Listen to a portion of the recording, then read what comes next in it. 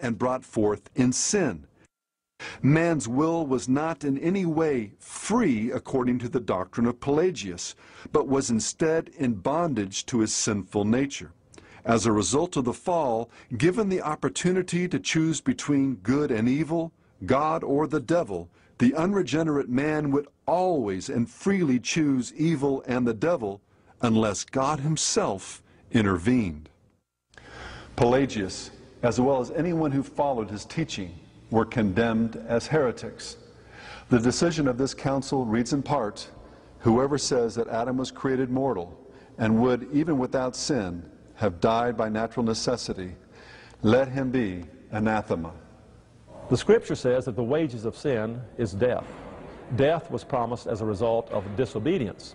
And one of the chief evidences that we are all sinners, and it is set forth all the way through Scripture, is that death is a common occurrence. Physical death, which is an indication that we all are living in a corruptible state of spiritual death.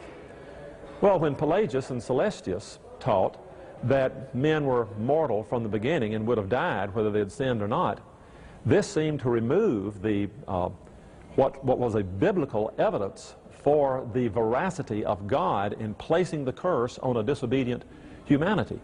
If unfallen man had died anyway, then that means that the threat of God for disobedience would have been basically nonsense. To our modern pluralistic ears, declaring that someone should be anathema or accursed for holding a sincere doctrinal viewpoint sounds bizarre, even unchristian. Again, Dr. Nettles responds.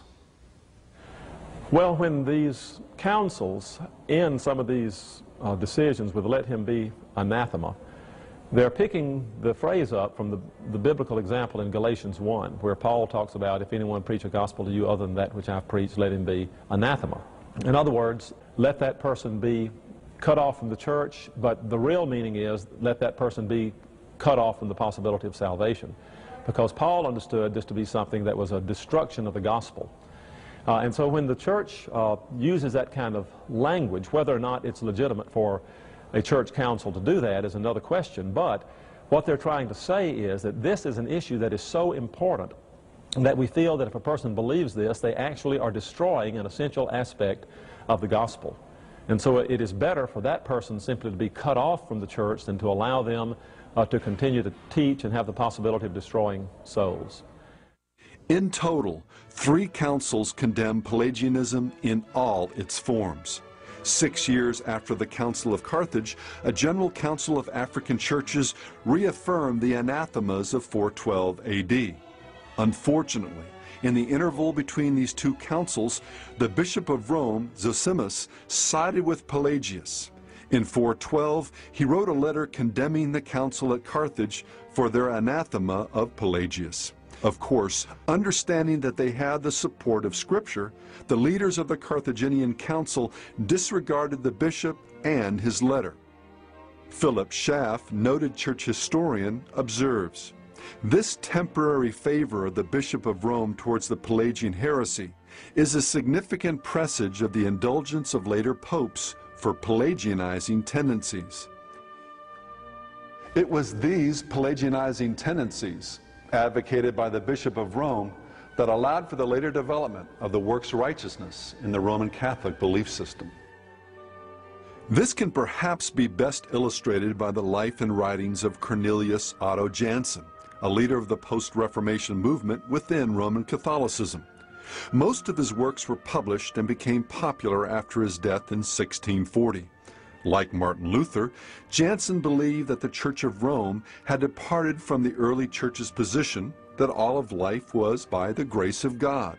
And, like Augustine, he taught that man's spirit was dead in sin and therefore needed to be regenerated, what the Bible called born again. Jansen understood that this experience was something that happened to man by God's grace, and not something that a man made happen by his faith. On behalf of the Pope, the Jesuits launched a violent attack on the Jansenist movement. In 1713, Pope Clement XI issued a papal bull or formal condemnation against them, denouncing 101 statements from their writings. What's troubling is that many of these statements were direct quotations from the writings of Augustine against Pelagius. How could this happen to a church that at one time sided with Augustine against Pelagius? Surely there was more than just one answer. But Philip Schaff has given us one slice of the pie. As the church continued into the Middle Ages, and the Bishop of Rome became the so-called, quote, visible head of the church, end quote, these Pelagianizing tendencies metastasized and like a cancer began to spread. By the time we reached the Reformation, Rome was teaching that man saved himself by cooperating with the grace of God, a position known as semi-Pelagianism. Then along came the mediating view of the semi-Pelagians that said man is neither dead nor well. In this life, man is born sick. Now, if man is born well, as Pelagius said, all he needs is a little guidance, a little moral guidance in his life to stay upon the path. If man is sick, then he needs the help of a physician.